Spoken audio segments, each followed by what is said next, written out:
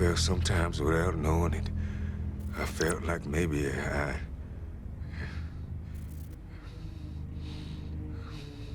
I made y'all sick.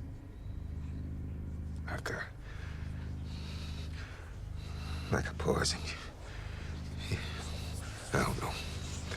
Hey guys, we're back breaking down another episode of True Detective Season 3. This is episode 4, and it's exactly halfway through Season 3. Yes, 8 episodes. You know what that means? What does that mean? Make sure you're subscribed so you don't miss any of these breaks.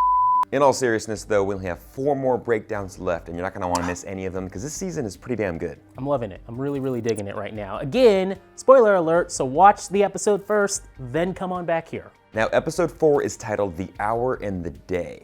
Greg, I think it has to do with time and memory. I didn't get that at all. Now that title also might sound familiar because The Day and the Hour was the title of a French film in the 60s. And it dealt with some drama during the war as well. This is post-war, obviously, but you know. Okay, so we start off in the 80s where our true detectives are off on a case now from just the photo of Will. Yep. They take it off to where apparently they found out who took the photo was the priest at this church. Yeah, the priest obviously leads the church there, but he also takes photos of all the kids during their first communion, and Will was one of the people that he took a photo of. Now, the tricky thing here was, the really suspicious thing here was... one whose eyes closed. Yeah, his eyes were closed in that shot, but when the detectives talked to him about that, he was kind of surprised, or he played it off like he was surprised that Will's eyes were closed. Said he might be blinking or something. Or, Yeah. You know, oh yeah, he might be blinking. Yeah, okay. At the same time, red herring. I'm screaming red herring here. This is now, okay, we had it like big business last episode. This time, the church. The church is involved, of course. Right. Now, the priest does bring up one significant point here, and it's when Roland and Wayne asked him about the last time they spoke with the kids, and he said that Julie was really excited about hanging out with one of her aunts. She doesn't have one. She doesn't have an aunt. So someone's lying. Either the priest is lying that Julie said that, or Julie herself obviously was lying about spending time with someone who was not her aunt, was someone, perhaps someone that was hanging out with her in the woods and meeting up with her. I don't like him. The priest. I know his alibi is good, but I don't like him. We're still in the 80s, but now they found out who made those dolls, those corn husk dolls. Patty, the old neighbor, but just you know, graceful, extremely kind. Extremely closed-minded and racist? Yeah. Yeah. Any chance he mentioned where they live? No. Well, I just assumed that would have been with the rest of them over the tracks in Davis Junction. And she remembers selling them right before Halloween in October. Yes. And she sold a few that day, and then she remembers like selling like a whole bunch to this one guy. 10 of them to this one guy. There was this one person, yeah, there though. was this one guy. He was really excited about these straw dolls. I mean, maybe he...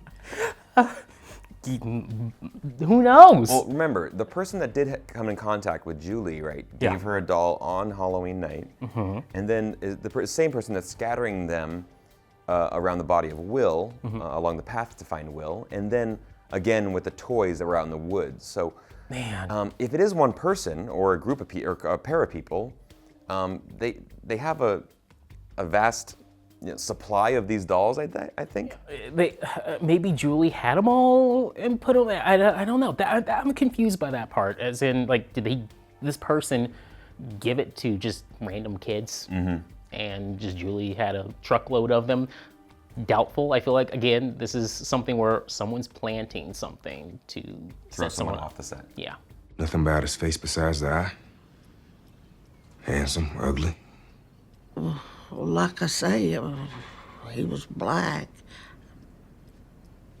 So racist Patty did identify a black man with a dead eye, who was giving these dolls apparently to his niece and nephews. So again, aunt, here we go. Yeah, the same type of relationship. All right, we'll see how this goes. I don't know if I would follow this path with the dolls though. I mean, let's remind ourselves right now, like you do it with me every single week. It's like everyone and anyone can be lying at any point. Yes. I mean, anyone they talk to and they interrogate can be just fibbing and totally lying. Yes, and the writers do a great job of just putting everything out there to make you think, oh, this could be it, this could be it. They're just putting every clue they can in here. You trust some, you want to trust, Yeah, but then you're like second guessing them, and it's just you don't know who to trust at any one point. Honestly, almost every character you see on screen, you can make an argument that they might have done it in some way, except for Roland, because he's awesome. I'm not gonna lie, the first few episodes with Roland, I thought, oh, okay, he's a pretty cool character, but now I can trust that man with my life after this episode.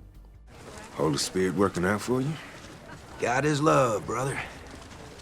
God is love. Now we get a scene in the 90s with Wayne and Amelia where they're having their argument, and every part of that scene just got better and better and better with the acting. It's just the escalation and how it just ends with what? Sex?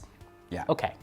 It works. That's the only way they know how to kind of fix their problems currently. You can tell the relationship's really built on a lot of ego-driven on both sides. Yes. Her wanting to, become this great writer and all the stuff that she's doing in her life, and him just kind of not satisfied with where he is in life at the point in the 90s. Jealousy. We don't know exactly what went down to get him off that case, and and now behind a desk job. Now it's reopened, and he's kind of like, hey.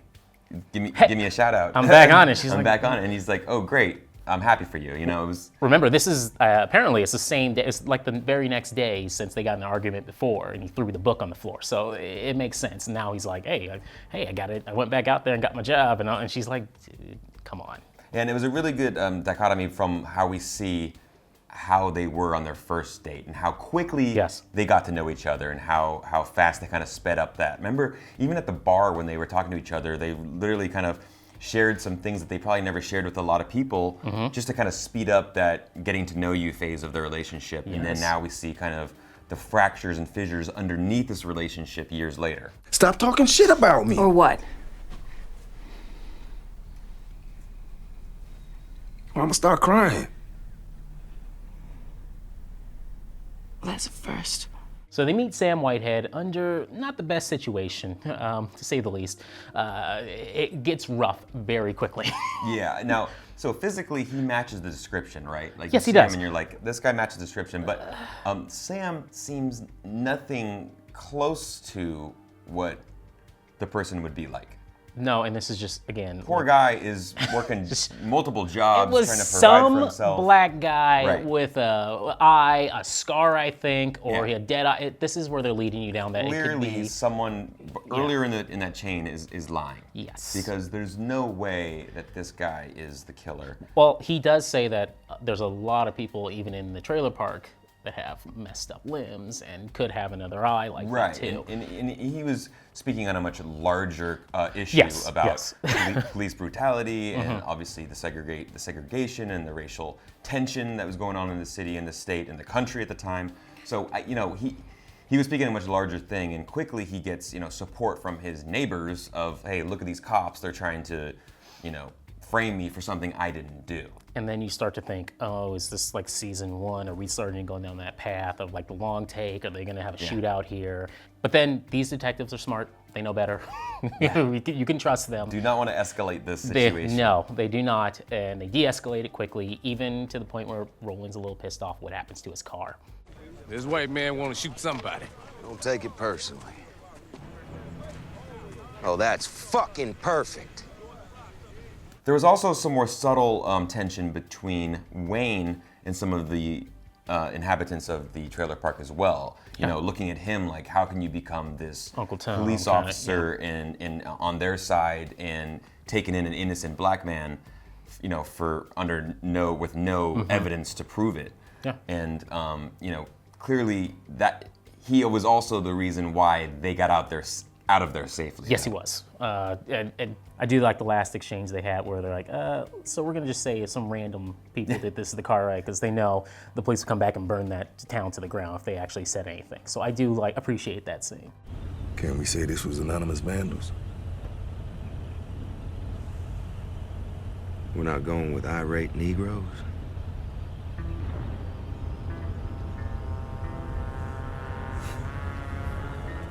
So in the 2015 timeline, Wayne obviously took some interest into the case. He still wants to figure out what the hell happened, but now he's kind of officially putting his hat in the mix and literally going to the Arkansas State Police Station and asking his son Henry, who works there, To investigate. to help him investigate and find some other details. Wayne's getting a little aggressive. He is. But the thing out of that, though, is the big thing out of that is really that Roland may still be alive. We don't know what happened to his character yet. At least we know that, again, they didn't have a big issue. There's no, we don't know yet what happened here. He needs Roland because Roland might be able to help him remember the stuff that he misremembers. Yes, but his son is probably going to walk into something that he probably does not want to walk into.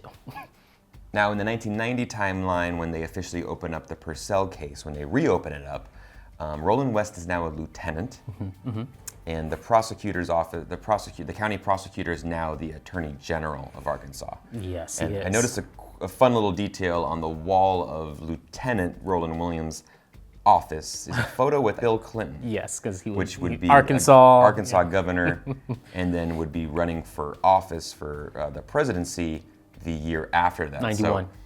So, clearly, Roland West is a big shot. He's rolling in the best circles right now. All right, again, Roland West. I didn't see no one-eyed brother, I'll tell you this. There's some serious ass up in here. I gotta get back to church. Now they have a mandate for opening this case. Vindicate the conviction for Will Purcell's death. That's it. Right. It wasn't to find the truth behind the actual murderer or to find out what's going on with Julie, even though fingerprints popped up of hers and she's still alive. It was to just prove that they were right in their conviction in the 80s. Sure. Okay. Well, we'll get on that. Yeah, clearly our true detectives, they do not want to follow that. Actually, you know what? I feel like Wayne does not want to follow that, but we don't know if possibly Roland may decide to go that route in the end. So I feel like we're getting. Yeah, that's true. He does tell Wayne everything he wants to hear. Like, we're not going to really do that. But he may. And Roland says, no, not at all. I'm with you basically, and we have our own little thing. But we don't really know Roland's true intentions yet. Yes, not yet at least. And at the same time, we don't really know what happened, again, in the 80s to cause this event. So I feel like both stories, in the 90s and 80s, they're reaching this point, at some point where we're gonna find out what happened to Wayne and Roland in both of those scenarios. Yeah. And then we go from there, hopefully just to 2015. And find out exactly what happened throughout all those years. And I further hope, officer, that you might use this new role to redeem an unfortunately stunted career. I'm committed to fulfilling the mandates just described us, sir. Now, can I just say that the Attorney General is a complete dick? Like, openly mocking Wayne to his face. Yes. Something really bad happened in the 80s after everything was all said and done, after the conviction, because it completely hurt Wayne's career and lifted up Roland's. I think they're also just displaying the racism at play there too in the scene. The second they come in there, they don't even acknowledge him. So him and the dickhead bald cop on the side of him, they're same thing. Don't acknowledge him. And also, this is the writers, just again, another chance to say maybe the police had something to do with it. Not everyone's great here. It keeps you extremely suspicious on the prosecutor's office, the politicians in this city. Bad guys. Back in the 80s. They're mean. Something's up with them. It's just the writer saying, don't trust everyone. You never know what's going on. It could be them too. Again, big business, church, now the police. Now, you and I have questioned Amelia quite a bit in these breakdowns. Now, she says a really particular line in a conversation with Wayne that kind of piqued my interest when she talks about if that Will's body, it seemed like whoever was who killed him and laid him to rest. With care. How you're saying the toys. It's almost as if there was an element of affection in it, don't you think? People who hurt kids, thinking themselves as having affection for the children. Yeah, some affection was used when they kind of laid him to rest and put all the dolls around him and laid him down there with praying hands. It made me even more suspicious of her. You're not wrong. Like, again, for everyone at home, you're not wrong to think that Amelia may have done it. There's a lot of clues here for that. But I feel like she's the number one. For the writers, like, all right, she's the one we're gonna hold up there and make you think she did it, and then drop it at the last second. Now, we're still in the 80s, and Tom Purcell is not doing well. It just goes to show how both the parents deal with this catastrophe. Their children could possibly both be dead. One's dead missing. And one's missing, presumed dead at the 80s. So it's just a horrible time in their lives. Yes. Could press charges on you, Tom.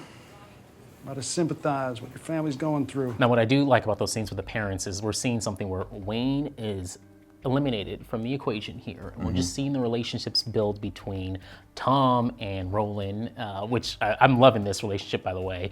And then also the relationship, well, short-lived relationship with Amelia and Lucy. Now, in that one particular scene at the bar, when Tom gets into a little bar fight, a little scuffle, you know, he's wasted at the bar, he does say one thing. He reveals one thing to the cops when Roland shows up. And Roland, like you said, Roland's his like kind of like guardian, like kind of like helping him, like making sure that he doesn't fall too far down that hole. Trying to look out for him. Yeah, he does say that Lucy, his wife, was sleeping with her boss at Hoyt Foods. Now, we don't know which boss. We don't know what the hierarchy is. This is where I'm going, though. I'm following Hoyt, honestly. Yeah, very suspicious. Not Amelia. I'm following Hoyt. She was working here. We saw the Hoyt bag in the closet. You know, we know the influence that such a company would have in this small town. And she's sleeping with someone, a man in power, in a position of power at Hoyt Foods.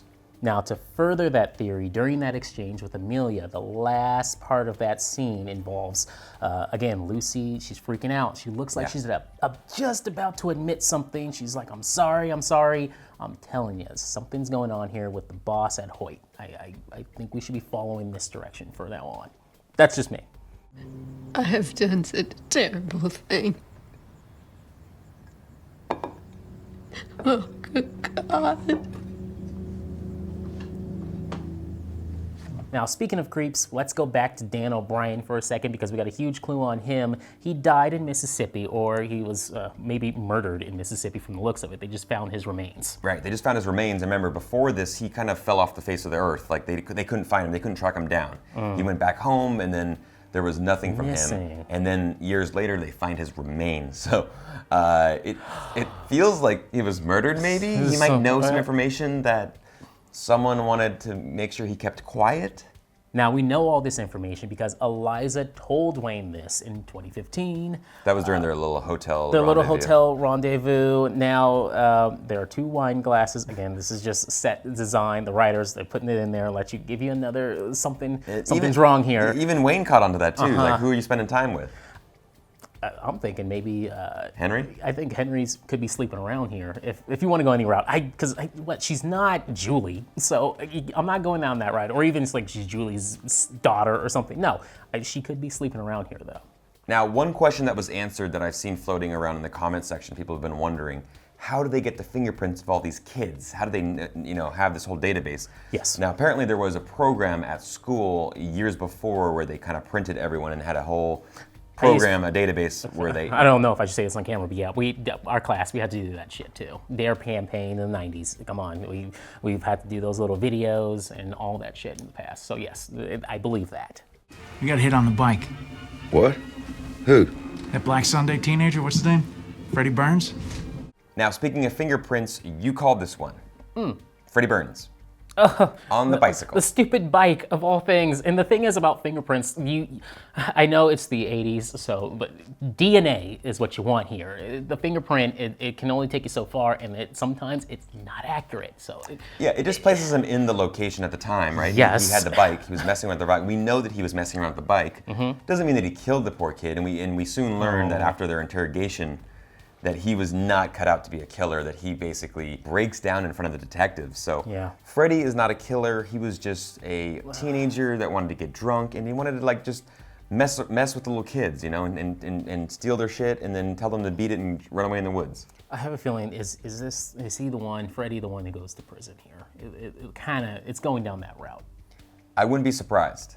Now, another suspect that we have, Brett Woodard, the poor guy cannot catch a break. He's just trying to look to make a little side cash, some garbage, some recyclables, kick a little somewhat change to the kids. But one of those redneck dads sees him and basically mobilizes the troops. Yeah, obviously that was set up. He goes out there, talks to those kids. He was doing this shit. He was in front of the man's house to get him to go out there. Yeah, Brett, you think you'd want to, Yeah, he's baiting him. He's pissed off and he's ready to set the trap.